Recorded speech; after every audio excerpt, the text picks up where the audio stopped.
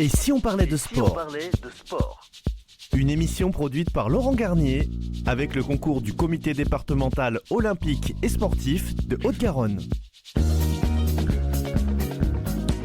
Et c'est la 53e émission de Si on parle de sport. Bonjour à toutes et bonjour à tous. Nous sommes très heureux de vous accueillir avec Pauline Gaston-Conduite et nos chroniqueurs Nathan Coquille et Gauthier Agius. Nous allons avoir le plaisir de vous parler de sport, mais surtout de vous donner la parole à vous qui faites le sport. Et bonjour et merci Brigitte Linder et ses équipes du comité départemental olympique et sportif de Haute-Garonne et bien sûr de Profession Sport Animation 31, nos partenaires qui nous accompagnent pour la réalisation de cette émission et nous supportent tous les lundis. Pour cette 53e émission, nous accueillons Nodjalem Miaro, présidente de la Ligue féminine de handball, Bertie Roy, vice-présidente du comité départemental de Haute-Garonne de handball, Christelle Ravasso-Jarry, conseillère technique fédérale au comité départemental de Haute-Garonne de handball, Claude Saramon, président du comité régional d'équitation d'Occitanie, Gwendolen Fer, cavalière championne de France de concours complet, propriétaire des écuries Gwendolen Fer, et Bernard Pujol, chroniqueur et membre du comité directeur de rugby de Haute-Garonne. Bonjour à tous et bienvenue dans cette émission. Et au sommaire, si je vous parle d'un sport dont les équipes de France masculines et féminines sont championnes olympiques 2020, vous me dites ? Tu nous parles du handball. Ah bien vu, et oui, je vais vous parler du handball, ce sport dynamique qui se joue en salle ou en plein air sur un terrain rectangulaire. Le but est de marquer plus de buts que l'équipe adverse en envoyant le ballon dans le but avec la main. Ce sport où la souplesse, l'endurance, la force, la vitesse sont les qualités les plus mises à l'épreuve. Le handball est apprécié pour son rythme rapide, son intensité physique et sa stratégie élaborée. Il est pratiqué par des millions de personnes dans le monde entier, des amateurs aux professionnels. Et oui, nous avons aussi le plaisir, on ne l'a pas dit, mais notre invitée ici spécialement est championne du monde 2003 et c'est une performance de l'équipe de France à l'époque. C'était un rendez-vous historique en handball. Et en deuxième mi-temps, nous vous proposons de partir à la découverte de l'équitation. Ce sport élégant comme passionnant implique une coopération étroite entre l'homme et l'animal. Composé d'une multitude de disciplines, ce sport est inclusif, ouvert à tous, indépendamment de l'âge ou du niveau d'expérience. Ce sport favorise des compétences physiques comme l'équilibre, la coordination et la force musculaire, particulièrement au niveau des jambes et du tronc. Des compétences mentales sont aussi mises à l'épreuve comme la concentration, la patience et la compréhension des animaux. C'est d'ailleurs un sport olympique inauguré à Paris lors des Jeux Olympiques de 1900. Mais avant le coup d'envoi de cette 53e émission, place à l'avant-match et aux principaux résultats sportifs de la semaine. Et si on parlait de sport avant match? Place aux principaux résultats sportifs de la semaine et on va commencer avec toi Inès et l'athlétisme. Et oui Pauline, de l'athlétisme, il y avait les championnats d'Europe à Rome en Italie et on commence avec le 100 mètres haies femmes. La Française Sirena Samba Mayela remporte la médaille d'or en 12 secondes et 31 centièmes, un temps qui lui permet par la même occasion de battre le record de France. Il y a eu aussi le 800 mètres hommes, où le Français Gabriel Tual décroche la première place en 1 minute 44 secondes et 87 centièmes. Il est sacré champion d'Europe de sa discipline. Aux 3000 mètres steeple femmes, la France ne cesse de briller. Alice Finot termine sa course en 9 minutes 16 secondes et 22 centièmes, ce qui lui permet de décrocher l'or et qui plus est, son premier titre international de sa carrière. On enchaîne avec le triple saut femmes. Encore une fois, une Française, Ilionis Guillaume, qui a effectué la performance de 14 mètres 43 et parvient à se hisser sur le podium. Elle remporte la médaille de bronze. Aux 1500 mètres femmes, Agathe Guillemot a elle aussi décroché une médaille de bronze. En effet, elle a effectué un temps de 4 minutes 5 secondes et 69 centièmes, ce qui lui permet de finir 3e. Et enfin, l'heptathlon femmes, on ne les arrête plus. Les Françaises cartonnent lors de ces championnats d'Europe. Oriana Lazrak-Klaas réalise un total de 6635 points et obtient la médaille d'argent. Elle réalise donc les minima pour les Jeux de Paris qui étaient de 6480 points. Et on va enchaîner avec le judo. Quelques mots de l'Open de Madrid en Espagne. Une semaine après celui de Marrakech, Teddy Riner a remporté l'Open de Madrid dimanche dans la catégorie des plus de 100 kilos. Le voilà lancé vers les Jeux Olympiques 2024 de Paris. On enchaîne ensuite avec le tennis et le fameux tournoi de Roland-Garros. Dans le simple dame, la numéro 1 mondiale Iga Swiatek a largement dominé Jasmine Paolini 6-2, 6-1. Elle décroche ainsi son 4e titre à Roland-Garros. Chez les hommes, l'Espagnol Carlos Alcaraz a réussi à venir à bout de l'Allemand Alexander Zverev en 5-7 et 4h19 de jeu, soit 3-7-2.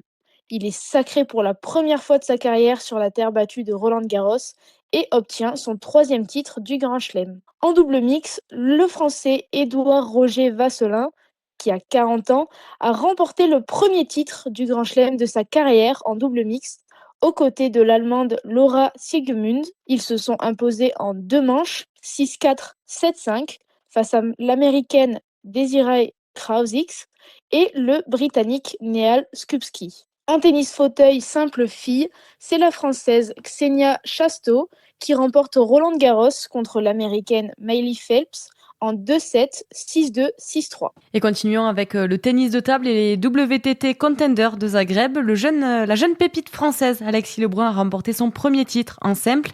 Il a vaincu le japonais Shunsuke Togami 4-1 en finale du circuit. Et ce n'est pas tout, il s'est aussi imposé en double avec son binôme Simon Gauzy lors du même tournoi. Ils ont battu 3-0 les Polonais Jakub Dzijas et Samuel Kulczycki. Il s'agit du premier titre de l'association des deux Français. On passe maintenant au cyclisme sur route avec notamment le Tour de Suisse. Le Belge Yves Lampert est le premier leader du Tour de Suisse qui a commencé ce dimanche sur les routes du Liechtenstein. Il s'est montré plus rapide sur ce prologue de 4,7 km, bouclé en 5 minutes et 5 secondes. Il y avait également le Critérium du Dauphiné, c'est le Slovène Primož Roglič qui remporte pour la seconde fois cette course par étapes, servant de préparation pour le Tour de France qui approche à grands pas du 29 juin au 21 juillet prochain. Et en hockey sur gazon, la Coupe des Nations, l'équipe de France masculine s'est inclinée en finale contre la Nouvelle-Zélande dimanche à l'issue d'une séance de shoot-out 4-3 après avoir fait 1-1 dans le temps réglementaire. Les Bleus terminent tout de même à la 2e place, de bon augure pour les JO qui arrivent. Et Inès, qu'est-ce que tu peux nous dire sur le volleyball ? Eh bien, en volleyball, Pauline, il y avait la Ligue des Nations masculine. Les joueurs de l'équipe de France ont remporté leur dernier match 3-2 face à l'Argentine. Ils quittent donc Ottawa avec 3 victoires contre l'Italie, les Pays-Bas et l'Argentine, mais aussi une défaite contre Cuba. La 4e étape de la Ligue des Nations démarrera le 19 juin face à l'Allemagne. Et on va enchaîner avec le basketball et la finale de Betclic Elite. Lors du match numéro 3, Monaco l'a emporté contre Paris 88-59 dans l'Adidas Arena. Ils mènent donc 2-1 et joueront le match 4 de la finale ce soir, toujours dans la capitale. Eh bien Pauline, je te suis parce que du côté du handball, il y avait également une finale et c'était la finale de la Ligue des Champions. Vainqueur des Danois d'Aalborg, en finale 31-30, le FC Barcelone a décroché dimanche sa 12e Ligue des Champions. Et quelques mots de football féminin avec le match de qualification à l'Euro 2025. L'équipe de France s'est inclinée 2-1 à Saint-Etienne contre les Anglaises dans le cadre du match retour de la 4e journée des éliminatoires de l'Euro. Et en parlant d'Euro, du côté du football masculin, il y avait 2 matchs de préparation. En effet, l'équipe de France s'est imposée 3-0 face au Luxembourg mercredi dernier, une victoire encourageante, mais les Bleus ont ensuite fait un match nul face au Canada, 0-0 dimanche soir. Ils joueront leur premier match de l'Euro 2024 lundi 17 juin prochain face à l'Autriche. Au niveau du rugby, c'est passé quoi, Pauline ? On va parler du top 14 avec la 26e et dernière journée. D'ailleurs, le Stade Toulousain s'est incliné à l'extérieur 40-28 face à Lyon. Montpellier n'a pas relevé le niveau de l'Occitanie. Ils ont été battus à Clermont 52-15. Malgré la victoire face à Perpignan 36-24, Pau n'a pas pu décrocher le top 8, synonyme de Champions Cup. Déception aussi pour Castres que la belle victoire à Bayonne 17-28 n'a pas suffi pour se qualifier en phase finale. Toujours en rugby à 15, cette fois c'est de la Pro D2 avec l'accession en top 14. En remportant la finale de Pro D2 16-9 contre Grenoble samedi à Toulouse, Vannes est devenu le premier club breton de l'histoire à accéder au top 14. Moment historique pour la région. Et en ce qui concerne les espoirs élites, en finale à Groyer, les espoirs du Stade Toulousain ont battu Castres lors de la finale du championnat de France espoirs élite 26-17. On va à présent parler de voile avec le Havre Almer Cup. Le Français Gaston Morvan vient de remporter la compétition qui s'est déroulée du 31 mai au 8 juin. Il a devancé Romain Bouillard et Tom Dolan. Il y avait également la New York Vendée les Sables d'Olonne. Il était 23h44 samedi soir quand l'IMOCA massif Santé Prévoyance de Charlie Dalin a franchi la ligne d'arrivée en grand vainqueur de la New York Vendée les Sables d'Olonne après avoir parcouru 3733,8 miles en 10 jours, 3 heures, 44 minutes et 30 secondes. Et terminons ces résultats par de la Formule 1 avec le Grand Prix du Canada. Le champion du monde, Max Verstappen, a remporté dimanche un Grand Prix du Canada marqué par la pluie. Le pilote Red Bull devance Lando Norris et George Russell. Côté français, Alpine a réussi à placer ses 2 monoplaces dans les points. Pierre Gasly termine 9e devant Esteban Ocon. Merci pour ces résultats. Place à une nouvelle chronique spéciale Jeux Olympiques Paris 2024 sur les nouveaux sports présents aux Jeux Olympiques.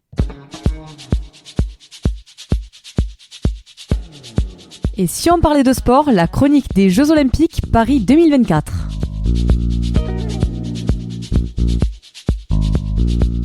Chaque semaine, nous vous proposons de revisiter l'histoire des Jeux Olympiques, ses origines, ses valeurs, ses champions, son palmarès avec notre chronique spéciale Jeux Olympiques Paris 2024 en compagnie de Bernard Pujol et Laurent Garnier. Bonjour à tous les deux. Bonjour Pauline. Bonjour Pauline. Alors aujourd'hui, nous allons plonger dans les détails de ce que promettent d'être des Jeux historiques. Paris se prépare à offrir un événement unique, innovant et résolument tourné vers la jeunesse et la durabilité. Alors tout d'abord, une annonce capitale, puisque le Comité international olympique, le CIO, a confirmé que les Jeux de Paris respecteront le quota total de 10 500 athlètes prévu par la charte olympique. Malgré l'inclusion de 4 nouveaux sports, le nombre total d'épreuves sera réduit de 339 à 329, une mesure destinée à contenir les coûts et à simplifier l'organisation. Voyons maintenant ces 4 sports additionnels qui font leur entrée dans la prestigieuse arène olympique. Il s'agit du breaking, de l'escalade sportive, le skateboard et le surf. Paris 2024 a choisi ces disciplines pour leur popularité auprès des jeunes et leur adéquation avec les nouvelles manières de vivre le sport. Ces sports à la fois athlétiques et créatifs se pratiquent souvent en dehors des stades traditionnels,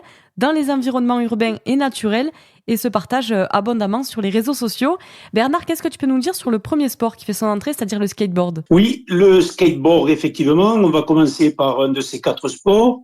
C'est une activité et un sport jeune et spectaculaire, né dans la rue et dans les stades. Il est né dans les années 50 en Californie. Il s'inscrit totalement dans la culture alternative et rebelle des années 80, valorisant ainsi la liberté et le concours de l'adrénaline. Cette activité, le skateboard, s'est démocratisée au début des années 2000, captivant les jeunes du monde entier. Aux Jeux de 2024 à Paris, les meilleurs skateurs mondiaux s'affronteront dans les 2 disciplines qui sont le parc et le street, c'est-à-dire le parc et la rue. Le parc sur un terrain varié avec boules et courbes, c'est-à-dire des bosses, des creux et des courbes, mettra en valeur la hauteur et la vitesse des figures des athlètes. Les skateurs seront notés sur 3 passages de 45 secondes avec leur meilleur passage déterminant le classement final. Le street de la rue, quant à lui, se déroulera dans un décor urbain, reproduisant des éléments tels que des escaliers, des rails, comme bien souvent on en voit les images. Les athlètes devront enchaîner des figures démontrant leur maîtrise technique sur 2 runs de 45 secondes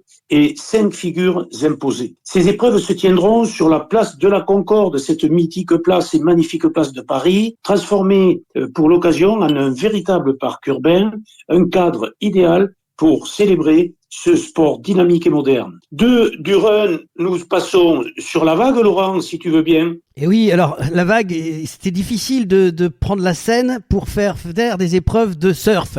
Donc il a fallu trouver un autre lieu parce que même notre maire, Madame Hidalgo, s'était rendu compte que c'était pas possible de faire une vague. Donc on a décidé finalement d'aller chercher là où on a une superbe vague mythique qui se trouve à Teahupo'o, à Tahiti. Ça nous emmène à des milliers de kilomètres de la métropole, mais pour faire rêver un peu tout le monde, aller à Tahiti, et qui ne le voudrait pas.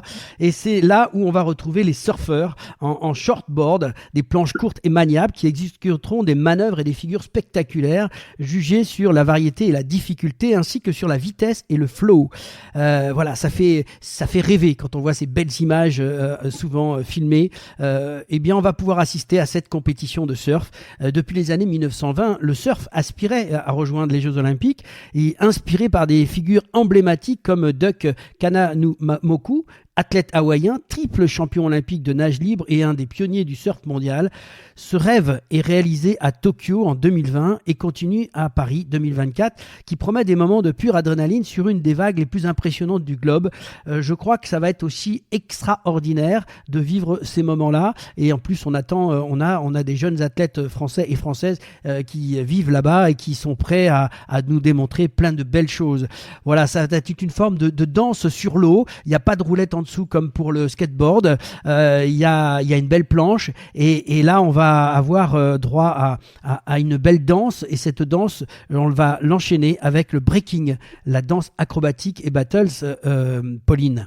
C'est ça, le breaking, ou qui est aussi appelé le breakdance, est né dans les années 1970 dans le Bronx, aux États-Unis, et est issu de la culture hip-hop. Alors, cette danse acrobatique et dynamique, comme tu viens de le dire, se distingue par ses figures au sol et son improvisation sur les rythmes du DJ, souvent dans le cadre de battle. Alors, aux Jeux de Paris 2024, le breaking présentera 2 compétitions masculines et féminines, où 16 b-boys et 16 b-girls, comme sont appelés les danseurs, s'affronteront dans des duels spectaculaires. Les athlètes devront enchaîner des power moves comme les coupoles, les 6-steps ou les freeze, cherchant à séduire les juges pour remporter le premier titre olympique de breaking. Et alors, le breaking avait déjà fait sensation aux Jeux olympiques de la jeunesse de Buenos Aires en Argentine en 2018, et Paris 2024 marquera une nouvelle étape pour cette discipline en plein cœur de la place de la Concorde, qui deviendra une arène sportive vibrante de rythme et d'énergie. Et alors Bernard, qu'est-ce que tu peux nous dire sur l'escalade sportive, qu'il y a à la fois force et stratégie? L'escalade sportive, eh bien cette activité sportive est issue de nos grands anciens et illustres alpinistes que l'on connaissait, les Rébuffat, les Roches, les Meissner, effectivement, et de ces espaces naturels qui existent toujours. C'est une activité qui est devenue citadine et indoor. Et donc, l'escalade sportive est un sport qui a rapidement gagné en popularité. Et il est compétitif, il est visuel. Il rassemble plus de 25 millions de pratiquants à travers le monde, ce n'est pas rien. Les épreuves olympiques comprennent 3 disciplines: le bloc, la vitesse et la difficulté. Premièrement, le bloc. Les athlètes grimpent des structures de 4,50 m de hauteur, sans corde, avec des tapis de réception au cas où, et un temps limité et avec le moins de tentatives possibles. Le deuxième, c'est la vitesse. C'est une course contre la montre en duel spectaculaire sur un mur de 15 mètres incliné à 5 degrés, donc on s'élève, on est encore plus haut. Les meilleurs grimpeurs atteignent le sommet en moins de 6 secondes, rendez-vous compte, ce sont des hommes araignées, c'est incroyable, pour les hommes et 7 secondes pour les femmes. Pour la rubrique de la difficulté, les grimpeurs doivent atteindre le sommet d'un mur toujours de 15 mètres en 6 minutes, sans connaître la voie à l'avance, sans l'avoir étudiée et visualisée. Un véritable défi de force, de stratégie et de résilience. À Tokyo, les athlètes concouraient dans les 3 disciplines, mais au JO de Paris, 2 épreuves distinctes couronneront des champions dans les catégories bloc-difficulté et vitesse. Les épreuves se tiendront au Bourget, renforçant ainsi l'héritage sportif du département de la Seine-Saint-Denis. Donc toujours plus haut, toujours plus loin, on est bien dans la rubrique olympique. L'escalade y prend tout son épanouissement et tous ces sites sont merveilleux, Laurent, inoubliables. Et oui, Bernard, tout à fait, parce qu'il faut resituer ces 4 sports donc, qui rejoignent cette année les Jeux Olympiques, vont être dans des lieux magiques. Sur Paris, on va transformer la place de la Concorde en parc urbain, imaginez-vous, pour tous ces gens passionnés de skate, tous ces jeunes qui vont pouvoir assister à cette compétition au cœur de Paris même, sur cette fameuse place de la Concorde. Il y aura donc le breaking et le skateboard au même endroit, avec des manifestations tout autour, une vraie fête du sport qui sera installée. Les compétitions d'escalade, elles seront au Bourget, alors non pas dans les avions, mais tout autour du Bourget, bien sûr, et qui vont permettre de faire aussi vivre un énorme spectacle. Et je le disais tout à l'heure, ce gros point encore extraordinaire qui sera à des milliers de kilomètres, mais qui sera bien regardé, je pense, du monde entier, qui sera cette fameuse plage où on va pouvoir faire vivre cette vague. Théo, Oupo à Tahiti. Voilà pour cette rubrique, cette nouvelle chronique. On va rêver avec ces nouveaux sports qui seront peut-être pas là dans l'avenir, donc il faut en profiter, il faut les voir. En tout cas, je crois que ça va être une belle fête et d'accueillir ces 4 nouveaux sports, sachant qu'il y aura d'autres propositions pour 2028 à Los Angeles. Voilà, en conclusion, les Jeux Olympiques de Paris 2024 promettent d'être révolutionnaires, alliant tradition et modernité, innovation et durabilité. Ils célébreront la jeunesse, la diversité et l'excellence sportive dans des cadres exceptionnels. Nous vous donnons rendez-vous la semaine prochaine pour une nouvelle chronique des Jeux Olympiques. Et maintenant, place à la première mi-temps de cette émission. Et si on parlait de sport avec nos invités, Nodjalem Miaro, Bertie Roy, Christelle Ravasso-Jarry. Et si on parlait de sport, première mi-temps. Et oui, retour dans l'émission. Et si on parlait de sport, nous sommes ravis d'accueillir Nodjalem Miaro, qui est présidente de la Ligue féminine de handball, ancienne internationale de hand, championne du monde 2003 avec l'équipe de France et préparatrice mentale au TFC. Je ne me suis pas trompé ? Et au Krebs. Et au Krebs, voilà, merci de la correction. On a aussi avec nous Bertie Roy, qui est vice-président du comité départemental de Haute-Garonne de hand, et puis Christelle Ravasso-Jarry, qui est elle conseillère technique fédérale et qui est au comité départemental de Haute-Garonne de handball. C'est ça ? Handball, voilà. Merci en tout cas Christelle, on est content de t'accueillir à nouveau sur cette antenne. Merci à vous. Et on va commencer par toi, Nodjalem, parce que j'aimerais que d'abord tu te présentes un petit peu aux auditeurs. On est très heureux que tu aies pu dégager un peu de temps pour nous et pour nous parler à l'antenne et si on parlait de sport. Oui, bonjour, ravi d'être parmi vous. Alors Nodjalem Miaro, ancienne internationale de handball, psychologue de formation également, parce que double projet. Depuis 2013, je suis présidente de la Ligue féminine de handball et vice-présidente de la Fédération française de handball. Donc après, j'exerce mon métier de psychologue et de prépa mentale au Krebs et au TFC. Alors je vais rajouter quand même, parce que les auditeurs ne le savent pas, puis qu'elle a la modestie de ne pas le dire, mais c'est quand même une internationale qui a fait 151 sélections et 499 buts. On n'a pas passé 500, c'est 499. Ouais, non, mais je pense qu'il y a une erreur au niveau du comptage. Ils y étaient les 500. Ils y étaient les 500. Donc voilà, on va rectifier. En tout cas, c'est déjà une belle performance à noter. Alors justement, tu as dit que tu étais maintenant la présidente de la Ligue féminine de handball depuis 2013. Est-ce que tu peux nous parler un peu de cette structure, expliquer à quoi elle sert, quels sont ses projets, ses missions ? C'est intéressant de découvrir un peu cette fonction qui est inclue, on le dit bien, dans la Fédération française. Oui, la LFH est une commission à autonomie renforcée de la Fédération française de handball. Elle existe depuis 2008. En fait, ça a été l'héritage des championnats du monde qui ont eu lieu en France en 2007. Donc, Patricia Sorina, suite à cette compétition en France, a souhaité créer la LFH qui était un peu l'alter ego, on va dire, de la LNH, c'est-à-dire le championnat des garçons. Donc, la mission de la LFH, c'est la structuration et le développement des clubs féminins. Au début, c'était la D1F. Depuis la fin du Covid, on a intégré la D2F. Dans le championnat. Donc, il y a 2 compétitions. La D1F s'appelle la Ligue Bitagaz Énergie, donc la LBE. Et la D2F n'a pas encore de nom. Donc, on est à la recherche d'un partenaire pour pouvoir lui donner officiellement un nom. Donc, on accompagne les clubs à se développer, à se structurer. On travaille sur la visibilité du championnat, des championnats. On travaille aussi sur tout ce qui sera en lien sur le développement un peu plus général du handball féminin, c'est-à-dire que ce n'est pas que le 40-20.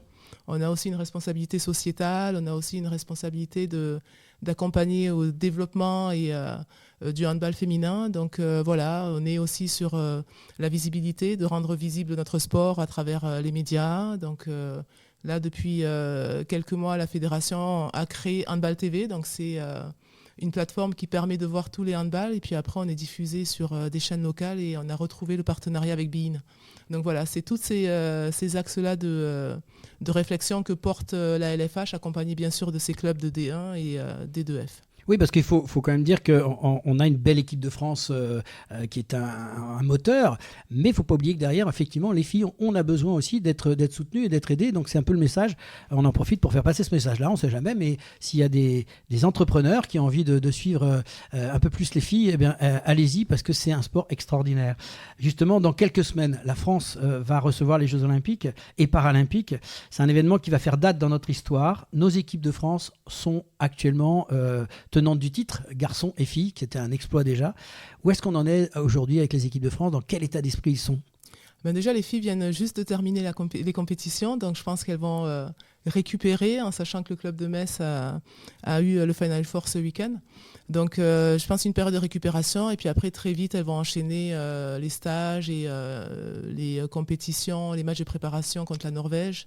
Il y en a 2 qui vont avoir lieu à Pau, pas très loin d'ici. Et voilà. Et puis après, je pense que pour les garçons, c'est pareil. Guillaume Gilles va laisser un peu souffler ses joueurs. On l'a vu avec Karabatic, qui a fini avec le PSG ce week-end. Donc un temps de récupération, et puis après très rapidement mise en place de la réathlétisation, et puis après tout le travail stratégique pour pouvoir emporter, on l'espère. Voilà, c'est ça. Comment on se prépare, toi qui étais quand même dans ces équipes-là, comment on se prépare à un événement comme ça, surtout avec la pression qu'ils vont avoir chez eux et d'être tenant du titre? Comment on gère ça? Après, il y a toute une dynamique qui se crée à l'intérieur des équipes de France. Donc, c'est aussi la capacité à anticiper, à essayer de mettre les joueuses et joueurs dans les mêmes conditions. Alors après, c'est assez unique cette année, parce que première fois qu'on va faire les Jeux Olympiques en France, en tout cas pour nos équipes de France. Donc ça va être énorme. Donc ça va être comment on va pouvoir gérer aussi cette situation-là avec, je pense, des équipes de France qui aiment bien et qui apprécient beaucoup jouer en France devant leur public. Donc on aura le 8e ou la 8e joueuse.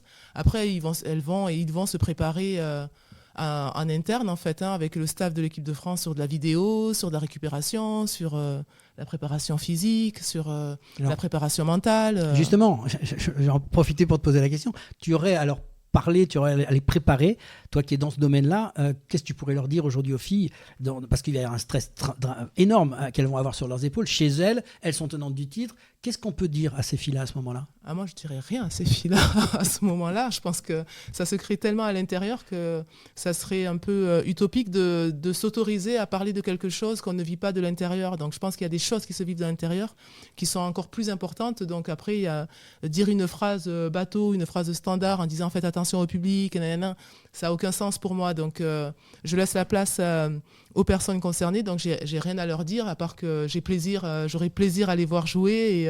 Allez les Bleus, quoi. Voilà, allez les Bleus. Et est-ce qu'on pourrait avoir un retour sur les derniers résultats internationaux? Tu nous disais que les filles venaient à peine de rentrer de compétition.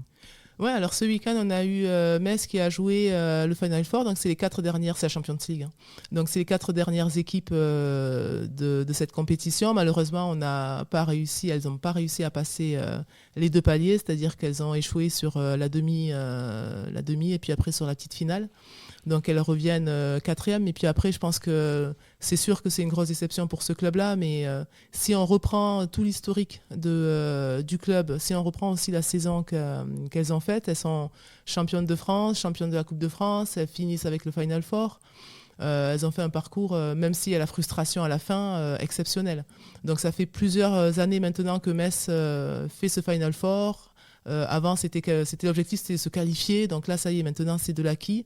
Et on attend qu'elle puisse un jour vraiment soulever cette coupe. Donc on est sur la fin du Final Four. Et puis après, 2 week-ends avant, il y avait la fin du championnat. Il y a eu la Coupe de France qui a eu lieu il n'y a pas longtemps. Alors pour revenir un petit peu en arrière encore, il y a eu 2 événements phares où on a quand même été champion. Il y a les championnats d'Europe et championne du monde quand même. Ouais, là sur les compétitions internationales, oui, on a enchaîné. De toute façon, ces équipes de France depuis un certain temps, elles nous font rêver, elles nous font vibrer. Elles ont des parcours vraiment exceptionnels. Donc on a enchaîné. Elles nous ont fait l'honneur 20 ans après d'être à nouveau championne du monde. Donc c'est la 3e étoile que l'équipe de France a sur son maillot. Donc ça, c'est les filles qui ont été championnes du monde avec un sans faute. C'est-à-dire qu'elles ont rencontré 2 fois la Norvège, elles ont gagné 2 fois la Norvège, elles ont perdu aucun match. Donc cette compétition a presque été je pense, même si c'est pas les JO où c'est un peu le Graal, a été la compétition parfaite pour l'équipe de France féminine. Les garçons, c'était une autre dynamique où ça a été vraiment à l'arraché avec des scénarios complètement incroyables, fous. Avec Elohim Prandi qui nous fait un tir qui les amène en prolongation. Ça restera. Et c'est un peu les, si on peut faire hommage un peu au club toulousain, un peu les Phoenix, quoi. Ils sont revenus à chaque fois de nulle part. Donc 2 compétitions très différentes de la part des filles qui ont survolé la compétition sans faute, et les garçons qui eux sont partis chercher l'exploit à chaque fois. Donc là, ils vont remettre le titre donc de champion olympique. Première fois que les 2 équipes de France sont aussi championnes olympiques en même temps, vont remettre leur titre en jeu. Donc voilà, on va être sur une compétition en France où si tout se passe bien, on peut vivre vraiment quelque chose d'extraordinaire dans l'essence pure du terme, du mot extraordinaire. C'est tout ce qu'on va leur souhaiter en tout cas. C'est clair que... Alors, on voulait revenir un petit peu sur le côté féminin avec, tu parlais de l'équipe de Metz, on va revenir un petit peu à notre niveau à nous. Et la question qu'on se posait avec l'équipe, là, c'est qu'est-ce qui explique que nous, le handball féminin, a plus de mal à éclore en Occitanie ? Il a eu des beaux jours, le handball féminin en Occitanie, il y a quelques années de ça. Après, des fois, il y a eu des circonstances qui ont été liées à une mauvaise gestion du club. Après, il y a eu le sportif qui a pris le dessus. C'est vrai qu'aujourd'hui, on se retrouve avec une situation où le TFH va descendre. Donc, on n'a plus de club toulousain en LFH. On a, même dans la région, on n'arrive pas à avoir de club. Pourtant, on fournit de bonnes joueuses. C'est-à-dire que les pôles ont de très bonnes joueuses. Donc maintenant, je pense qu'il faut qu'on arrive à se mettre autour de la table, tout simplement, et essayer de réfléchir sur comment on peut faire pour faire émerger justement un club qui puisse remonter en 2e division. Après, c'est vrai que c'est aujourd'hui le club toulousain, ça va être le TFH. Donc c'est comment on peut faire pour accompagner le TFH à remonter en 2e division et puis après, au fur et à mesure, se stabiliser. Et je pense qu'il faut construire aussi une forme un peu de toile d'araignée autour du club, parce que là aujourd'hui on a une très très grande région, et quand on regarde la carte de la France, c'est vrai que c'est assez dépeuplé en termes de clubs professionnels. Alors, du côté garçon, ça marche plutôt bien en Occitanie, puisqu'on a 4 équipes qui sont il y a Toulouse, Nîmes et Montpellier qui sont dans les premiers. Donc, de ce côté-là, la structure est en place. Ça peut être aussi un exemple intéressant pour les femmes. Oui, parce qu'après, on avait une Nîmes aussi qui était là. Et pareil, c'est des fois, les histoires de clubs sont très différentes. C'est-à-dire qu'il y a des histoires qui sont en lien avec le sportif et le club est très bien structuré. Il y a des fois où c'est... justement une vision qui est trop restreinte et qui ne regarde pas assez le sportif et autres. Donc c'est vrai qu'on n'a pas eu de chance où depuis quelques temps on a vu nos clubs occitans disparaître, et maintenant je pense qu'il faut vraiment qu'on essaie de relancer une dynamique, mais c'est en train de se faire, parce que je sais qu'ici on est en train de le faire. Je sais que nos voisins pas loin de Nîmes sont en train aussi de recréer un peu ce projet-là, donc c'est en train de se remettre en place. Et par rapport à l'Occitanie et le département de la Haute-Garonne, est-ce qu'on peut avoir quelques mots sur l'organisation du handball ? Alors, l'organisation du handball... Justement, comme vient de le dire, qu'est-ce qu'on fait ? Qu'est-ce qui se passe actuellement ? Alors moi, j'ajouterais quelque chose d'important, parce que c'est en plus notre Jalem l'a dit. Ce qu'on a chez le féminin et qu'on n'a pas sur les garçons, c'est le double projet. Parce que tu prends avec Christelle, on encadre les sélections, garçons et filles, et tu poses la même question à un gamin de 14 ans, un garçon il va te dire moi je veux jouer en D1, une fille va te dire moi je veux être médecin et faire du handball. Et actuellement on a le cas avec celle qui pourrait avoir le plus gros potentiel, elle se reconnaîtra d'une génération de 2011, qui fait le double projet. Elle veut faire médecine et du handball. Elles n'ont pas la perspective de dire je ne vais faire que ça. Et Notre-Dame en est l'exemple, il a fait les deux choses au niveau plus métier. C'est vrai que c'est quelque chose qui est très particulier au féminin. Ça veut dire qu'il faudrait arranger un peu le système pour permettre ça en fait. Voilà, c'est-à-dire qu'à un moment donné, ça ne fait pas vivre. Les filles en sont beaucoup plus conscientes que les garçons par rapport à ça. Donc effectivement, n'avoir que ça pour vivre, c'est un peu compliqué pour l'instant. C'est un peu compliqué. Voilà. Christelle, les axes de développement que vous avez prévus un petit peu sur la région au niveau hand, est-ce qu'il y a des choses particulières qui sont en place, qui vont se mettre en place ? Je pense qu'on continue en fait nos sélections déjà sur le renouvellement de l'élite. En fait, on va continuer à travailler avec l'ensemble des clubs. Donc là, sur la Haute-Garonne, puisque cette année sur les sur la compétition donc qu'on appelle intercomité national, en fait, on a eu la chance d'amener filles et garçons. Et en fait, il se trouve que sur ces deux sélections, presque la plupart de l'ensemble des clubs de la Haute-Garonne sont représentés. C'est-à-dire qu'on a vraiment, en garçon, on a 9 clubs qui sont représentés. En filles, il y a 4-5. 9 clubs, ce qui fait plus d'un tiers. Voilà, donc ça, c'est quand même on va continuer à travailler là-dessus. Parce que donc c'est notre département y travaille. Et puis après, effectivement, on est là pour amener on essaye d'amener ces jeunes personnes vers le pôle, vers l'excellence. Et puis un jour, on les verra en équipe de France et on sera très fiers. Il y a des projets prévus, des choses en place pour 2024-2025 ? Vous avez des projets au niveau de l'organisation, du développement ? Alors, on est en période d'élection. Ah. Alors, les attention. élections. Non, on est en période d'élection, mais ce que je veux dire, c'est pas, peu importe les personnes qui y sont, c'est pas ça. C'est que en fait, la fédération, pour l'instant, elle est sur les Jeux Olympiques.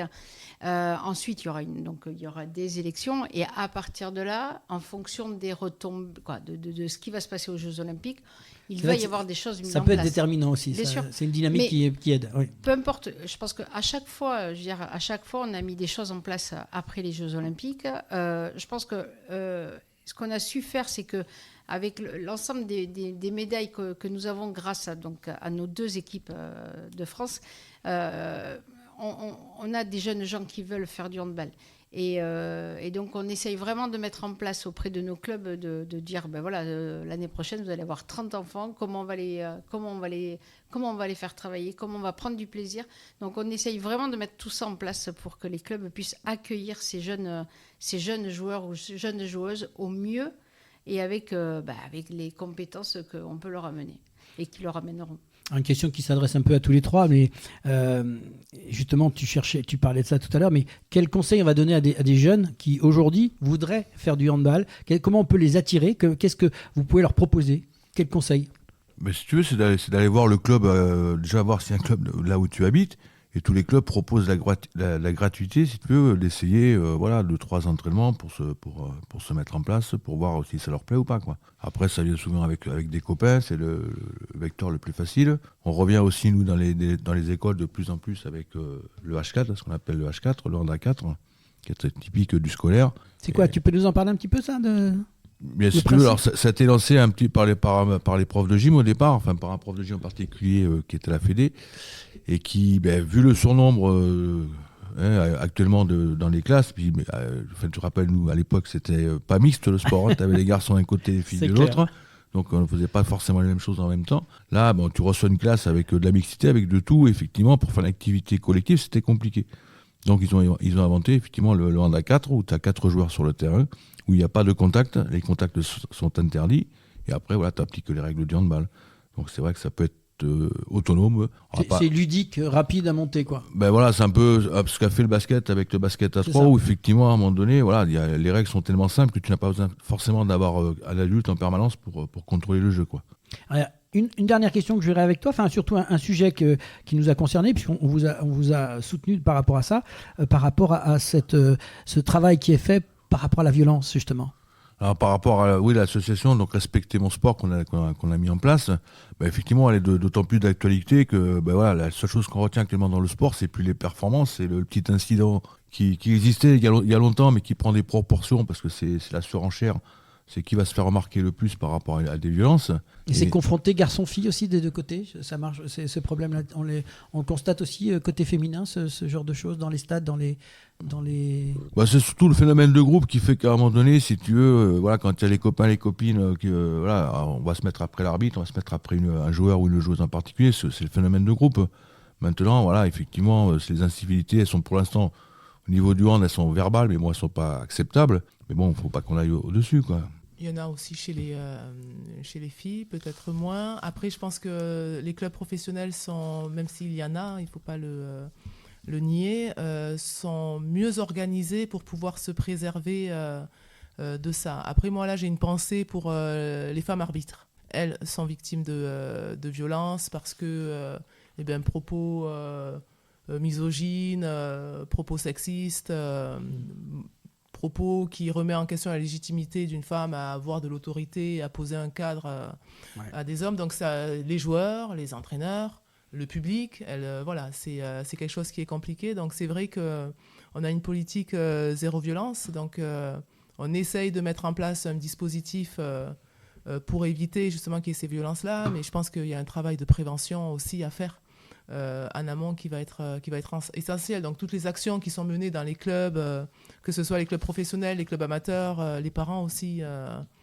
également sont garants du fait que ça se passe bien dans les tribunes. Donc voilà, c'est sensibiliser un maximum de personnes. Respectez mon sport. Voilà, ce sera la conclusion, je pense. Merci pour vos témoignages et vos interventions dans l'émission Et si on parlait de sport. Bonne continuation pour tous vos projets et le développement du handball en Occitanie. Bons Jeux Olympiques et nous aurons le plaisir de vous recevoir à nouveau dans l'émission quand vous le voulez. C'est la mi-temps, retour au vestiaire et on se retrouve dans quelques instants avec nos invités Claude Saramon et Gwendolen Fer pour parler d'équitation. Et si on parlait de sport,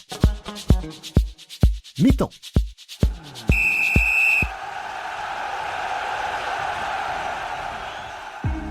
Passionné de sport, vous souhaitez participer à son développement sur le territoire de la Haute-Garonne? Alors ne cherchez plus. Le comité départemental olympique et sportif de la Haute-Garonne est là pour vous. Notre passion commune, l'excellence sportive et l'olympisme. Le CDOS 31 accompagne les comités départementaux et les clubs dans leur développement. Par des formations adaptées aux bénévoles et salariés pour développer leurs compétences, par l'organisation de multiples manifestations sportives dans lesquelles vous pouvez être intégré, à travers la mise à disposition de volontaires en service civique.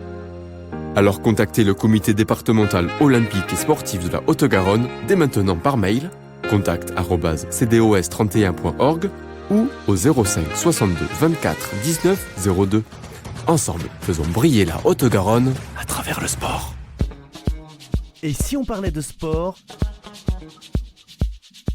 deuxième mi-temps.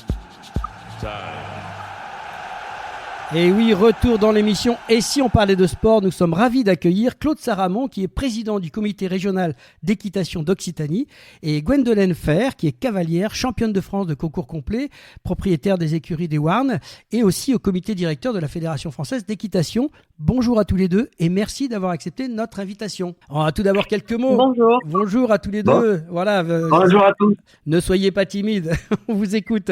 Tout d'abord quelques mots à tous les deux sur vos parcours personnels et professionnels, ce qui vous a amené à cette passion pour l'équitation. On va commencer par Claude, président du comité régional. C'est aussi une lourde tâche d'être bénévole dans ce genre de choses, mais derrière ce titre, il y a tout un parcours. Quel est-il le tien, Claude ? Oui, en effet, j'ai commencé très jeune comme beaucoup. Et puis, au fur et à mesure des événements de la vie, et ça remonte à quand même pas loin de 35 à 40 ans, et voilà, je me suis laissé porter par les événements, par la passion qui m'a amené à faire du cheval et à venir par le biais du tourisme équestre au départ, et très rapidement une alliance au doigt à aller faire du CSO, un peu d'endurance aussi pour toucher un peu à tout ce qui était en lien avec la pleine nature, et tout doucement j'en suis arrivé à monter ma propre écurie. À la période où on faisait des enfants, on a aussi fait de l'élevage. C'est un peu humoristique, mais ça reste quand même très marquant. J'ai pu produire comme ça pendant toute ma carrière des chevaux de plus en plus performants. Et ensuite, j'ai monté un centre équestre pour faire profiter et transmettre l'ensemble des passions qui nous animaient et faire connaître un maximum ce que représentait le cheval, le sport, dans toutes ses dimensions. Merci Claude. Alors, on va passer la parole à Gwendolen. J'ai une petite phrase que j'ai trouvée, et si tu permets Gwendolen, je vais la citer parce que je l'ai trouvée belle aussi. C'est de toi. Selon moi, le concours complet est la plus belle des disciplines. Nous demandons à un seul cheval de briller dans 3 disciplines antinomiques, la grâce du dressage, l'audace du cross et la précision du saut d'obstacle. Chaque épreuve représente un défi unique, révélant ainsi la véritable polyvalence, la délicatesse et la force de notre relation avec eux. Derrière cette belle phrase, il y a une personne qui est Gwendolen. Donc vas-y, présente-toi. Bonjour à tous, du coup je suis Gwendolen Fer, cavalière de concours complet, donc c'est un triathlon équestre, on y reviendra peut-être plus tard. Effectivement, je suis 4 fois championne de France dans cette discipline et j'ai aussi gagné un 5 étoiles qui est un peu les épreuves du Grand Chelem au tennis par exemple. Donc voilà, je suis toujours en compétition et je fais partie du comité fédéral qui me permet d'être investie dans ma discipline pour essayer de la faire évoluer au mieux. Merci pour cette présentation. Je sais qu'en ce moment tu fais un petit break, on reviendra tout à l'heure un peu sur la suite du parcours sportif. J'aimerais maintenant vous poser une question un petit peu à tous les deux, mais à voir que vous partagez la réponse. L'équitation aujourd'hui, pour essayer d'expliquer un peu, parce que c'est un vaste sujet, ça regroupe différentes pratiques. Est-ce que vous pouvez nous donner un aperçu sur les différentes disciplines qui composent cette équitation, parce qu'il y a énormément de choses et pour le grand public, c'est parfois difficile à comprendre lorsqu'on n'est pas initié. Et puis peut-être un focus particulier sur les disciplines qui seront présentes aux Jeux Olympiques. Qui veut commencer ? Oui, je peux. Vas-y. Oui, je vais laisser Claude, c'est quand même plus sa partie, je dirais. Allez-y, jette-toi à l'eau.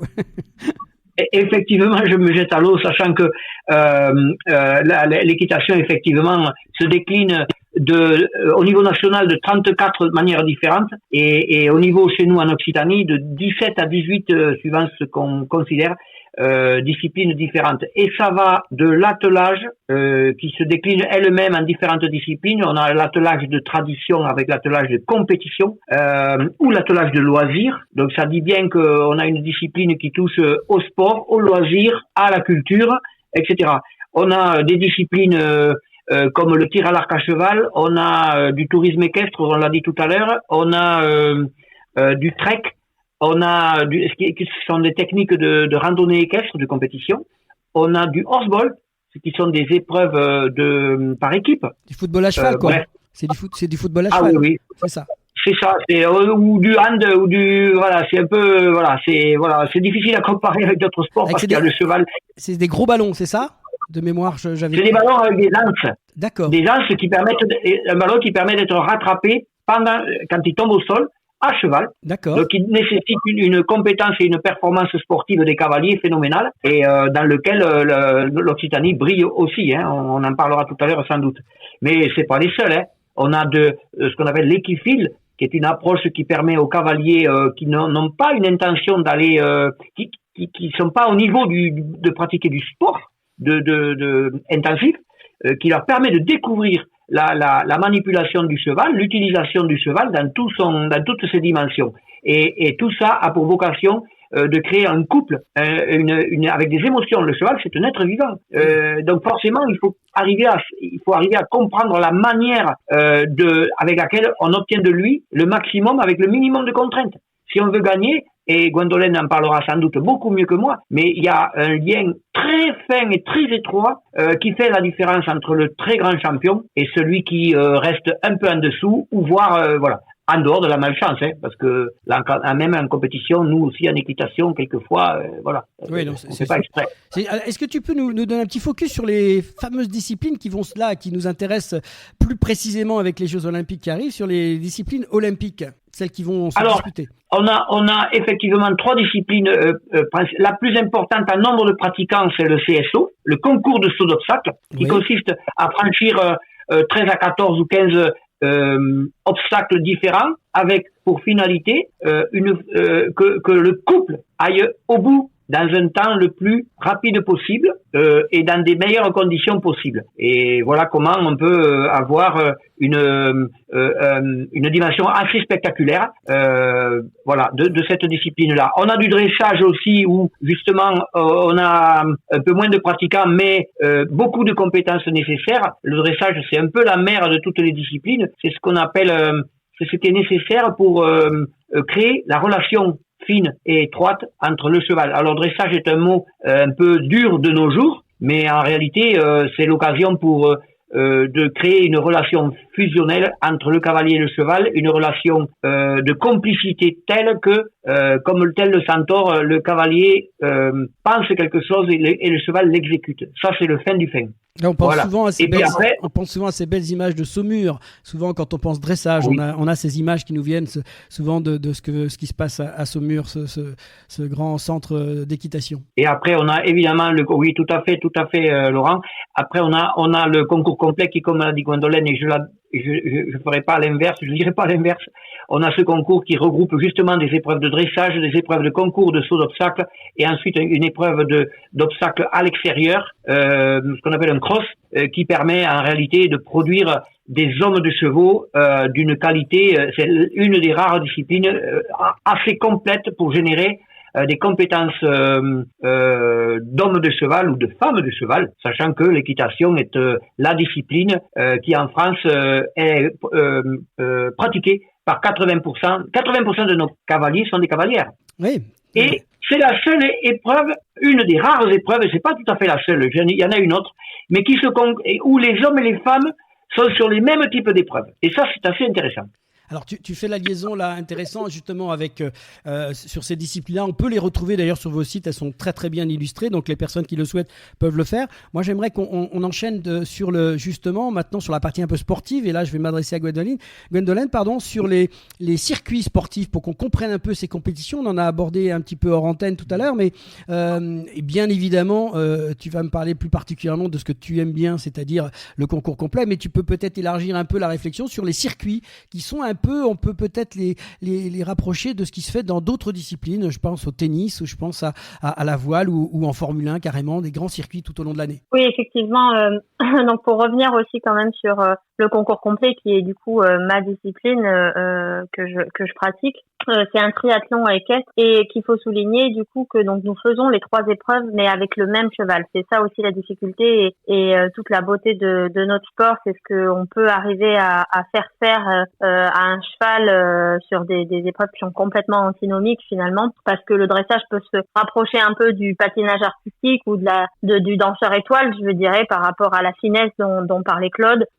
Le cross, c'est à la base c'est une discipline militaire, donc le cross voilà, c'est là où on va avoir tout le courage des chevaux, où on va aborder des choses aussi de plus en plus techniques, mais on va avoir affaire finalement à plus une épreuve d'un marathonien. Et après, on a le saut d'obstacle où là, c'est plus comme si c'était une épreuve du 100 mètres, par exemple, en athlétisme. Donc vraiment, quand on regarde tous ces sports les uns après les autres, c'est des sports qui sont complètement différents et c'est ça qu'on doit réaliser avec un seul et même cheval, et c'est aussi ça la beauté de notre sport qui engage énormément de complicité et de polyvalence. Vraiment, c'est pour ça aussi que Claude parlait que c'était la discipline certainement la plus complète en fait. Alors justement, il y a des circuits là-dessus, on disait, donc ça soit des circuits alors ce qu'on appelle le CSO, c'est-à-dire course d'obstacles. Voilà, et comment ça fonctionne pour le grand public? Essayez de nous éclairer un petit peu. Alors c'est vrai que donc il y a les épreuves françaises et il y a aussi les épreuves internationales qui sont pas forcément les mêmes et qui sont les épreuves internationales classées par étoile. Donc une étoile pour aller du plus petit niveau jusqu'à 5 étoiles qui est le plus haut niveau qu'on va retrouver là aussi support à tout ce qui est championnat d'Europe, championnat du monde et Jeux olympiques. Et c'est vrai que ces épreuves du 5 étoiles, en fait finalement il y en a pas beaucoup dans le monde, et ça c'est ça qu'on peut retrouver un peu comme les grands prix de Formule 1 ou comme les grands chelems du tennis. C'est des épreuves qui sont de la même envergure, je dirais, et qui sont du coup très importante, et qui quand on gagne une de ces épreuves-là, c'est vrai que c'est quand même une sacrée ligne, je dirais, sur notre palmarès. Ouais, tout à fait.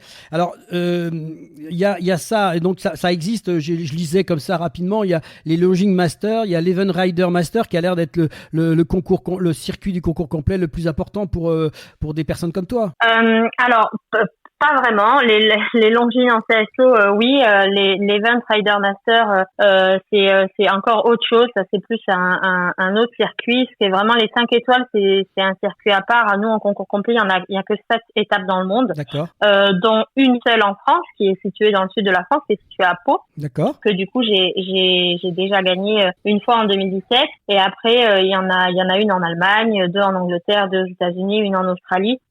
Donc, c'est vraiment des épreuves rares, et du coup faut préparer, c'est des épreuves que les chevaux peuvent courir 1 à 2 fois par an grand maximum. Donc c'est vraiment on peut pas se louper sur une échéance comme ça, c'est un objectif de l'année, et c'est vrai que c'est pour ça qu'elles ont autant d'importance qu'un grand chelem, parce qu'elles sont rares et elles sont assez exceptionnelles. OK, on va justement continuer à avancer notre présentation, puisque il y a des grands rendez-vous qui arrivent avec ces fameux Jeux olympiques. J'ai envie de te poser un peu la question, parce que ça doit être beaucoup de gens s'impatientent un petit peu.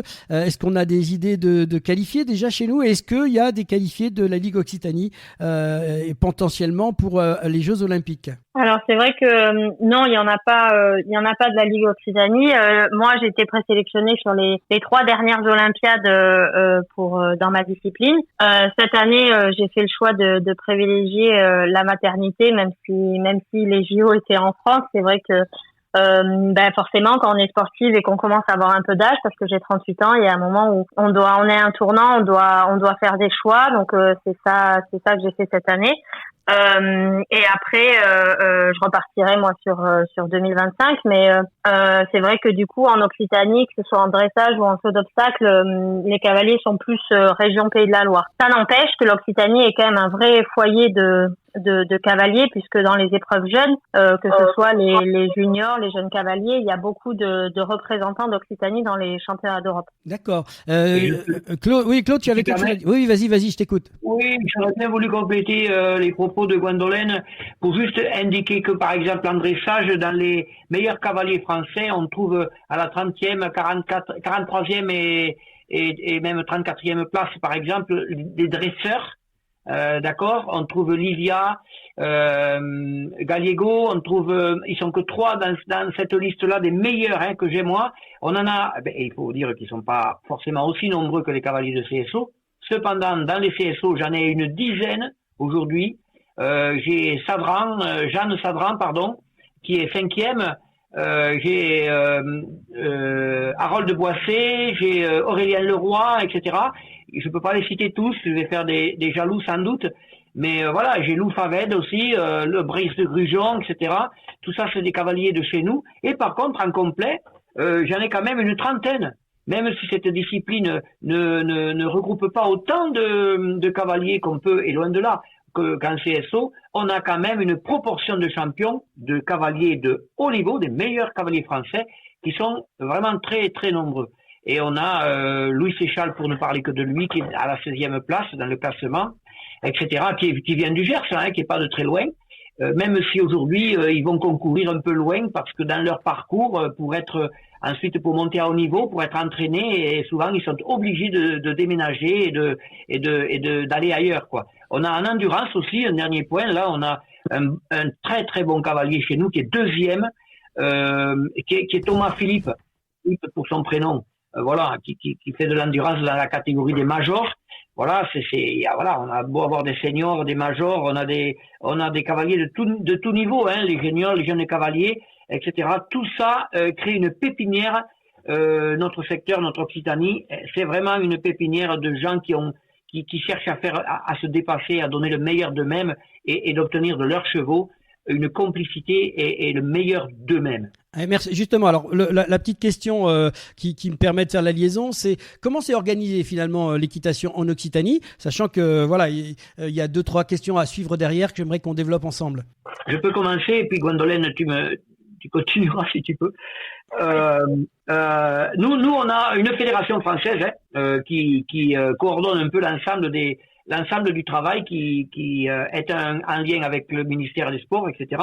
Et après, on décline des organes déconcentrés en lien étroit avec la fédération, que sont les comités régionaux et puis les comités départementaux. Tout ça pour vocation de rassembler pas des sportifs directement, mais plutôt des dirigeants de structures équestres. Voilà. Ce sont des dirigeants qui votent, élisent les représentants au niveau de la fédération, au niveau du fonctionnement administratif de l'ensemble de l'organisation des circuits. Le rôle de tout ça, c'est de mettre en œuvre toute une série de circuits qui permettent aux sportifs de toutes les disciplines différentes d'aller s'exercer, se mettre en avant, et évidemment le but étant de les produire sur tout le territoire. Alors, et c'est pas une mince affaire, parce qu'on n'est pas tous à égalité, puisque on le sait tous, les grands centres que sont Toulouse, Montpellier, etc., regroupent une densité de population qui n'a rien à voir avec les départements un peu moins riches, on va dire, en nombre d'habitants un peu moins denses, voilà, que sont la Lozère, le Gers, etc., qui sont très beaux par ailleurs, et cependant pas démunis de champions. On les trouve partout, nos champions. Alors, je te coupe un petit peu parce que je voudrais qu'on aille un peu plus loin encore. Quels sont rapidement les projets à venir une fois que les jeux vont être passés? Là, c'est un peu sous l'enthousiasme, mais est-ce qu'il y a des projets pour 2024-2025 Alors, en ce qui concerne le Creux, nous sommes en train de terminer une série de mises en œuvre de grands itinéraires au bénéfice du tourisme, la partie loisirs. qui, l'air de rien, est celle qui captive le plus les piétons. Les piétons rêvent à partir en liberté, ce que porte la valeur que porte cette discipline-là. Ensuite, ils rentrent dans les clubs et puis petit à petit, en fonction des disciplines qui sont pratiquées dans le club, on les voit quelques années plus tard s'exprimer dans le sport. Et comme on vient de le dire, ça s'arrête jamais. C'est un des rares sports qu'on peut pratiquer à 80 ans, et voire même plus. Donc, voilà. Et qui apporte un bénéfice d'ailleurs aux sportifs de cet âge-là. On a de l'espoir. Donc, je vais redonner la parole maintenant à Gwendolen. J'aurais aimé qu'elle nous parle aussi de notre activité, puisqu'elle est cavalière de haut niveau, mais elle est aussi à la tête d'une écurie de chevaux. Est-ce que tu peux nous présenter cette écurie, Gwendolen ? Oui, c'est vrai qu'en fait, en tant que sportive de haut niveau, malheureusement, on ne peut pas vivre comme dans beaucoup de sports, que de seule notre activité de sport de haut niveau. Donc c'est vrai que par contre, nous avons la chance de pouvoir souvent construire des activités annexes à côté en équitation. Donc c'est pour ça que j'ai ouvert mon écurie maintenant au sud de Toulouse en 2009, donc ça fait 15 ans. Et qui a pour but du coup de faire des pensions. Je fais aussi beaucoup de coaching envers des élèves qui font du concours complet et du saut d'obstacles, et également de la valorisation et du commerce de chevaux. Donc je valorise des chevaux pour des éleveurs ou pour des clients qui souhaitent après les revendre, ou on peut les revendre justement à des cavaliers juniors ou jeunes cavaliers, pour qu'ils apprennent et que ce soit des chevaux qui expérimentés, qui puissent leur apprendre et évoluer. Donc c'est aussi une autre activité que j'ai en plus du sport de haut niveau et que nous avons tous en tant que cavaliers de haut niveau. Alors, on peut te retrouver où ? Il y a un site, il y a une information qu'on peut donner à l'antenne ? Oui, du coup, mon site internet c'est gwendolenfer.com. Alors, faut juste .fr, pardon, en plus, vous voyez, je me trompe. Faut juste pas se tromper sur l'orthographe de mon prénom. Mais après, on peut me retrouver sur internet ou sur Facebook ou sur Instagram aussi maintenant. Sur un peu tous les réseaux sociaux. Eh bien, merci pour ces infos. Dernière petite question à tous les deux, parce que le temps tourne. Quel conseil vous donneriez aujourd'hui aux personnes, ou aux papas, aux mamans qui se posent des questions pour la pratique du cheval, l'équitation en Occitanie ? Rapidement, un conseil tous les deux à donner. Je commence. Allez, vas-y. Merci. Oser. Le seul mot, oser. Allez au-devant, allez voir les clubs. Il y en a un tous les 15 kilomètres. Ils ont une approche du cheval et qui vont vous étonner. On n'y fait pas tout ce qu'on peut imaginer de pire, mais par contre, le meilleur est tellement à découvrir et pas forcément aussi cher que ce que prétendent les uns et les autres. On a des professionnels qui sont absolument attentifs à pouvoir transmettre leur passion au plus grand nombre. C'est leur première envie la plupart du temps. Merci Claude. Alors Gwendolen, ton petit dernier mot de la fin. C'est vrai que moi je dis qu'il faut le sport en plus c'est une super école de la vie. L'animal est un animal fantastique à découvrir aussi. Donc on peut soit le faire en loisir, soit le faire du côté sport, et je pense que les deux peuvent énormément apporter à l'être humain. On voit aussi que les chevaux sont tournés aussi vers l'équithérapie, des choses comme ça. Donc l'animal apporte énormément. Donc je pense que comme dit Claude, il faut oser et aller rencontrer tous ces centres équestres. Merci beaucoup. Alors donc pour tout renseignement, j'ai l'adresse mail donc de l'Occitanie, équitation-occitanie.fr. Merci pour vos témoignages et vos interventions dans l'émission. Et si on parlait de sport, bonne continuation dans tous vos projets. Et rendez-vous le 26 juillet pour le début des Jeux Olympiques derrière nos cavalières et cavaliers français. Vous êtes les bienvenus dans l'émission quand vous voulez. Et tout de suite maintenant, place à la prolongation avec la Minute Olympique. Et si on parlait de sport, la prolongation. On se retrouve pour la Minute Olympique avec nos invités Nodjalem Miaro, Bertie Roy, Christelle Ravasso-Jarry, Claude Saramon et Gwendolen Fer. La Minute Olympique avec Gauthier Ajus.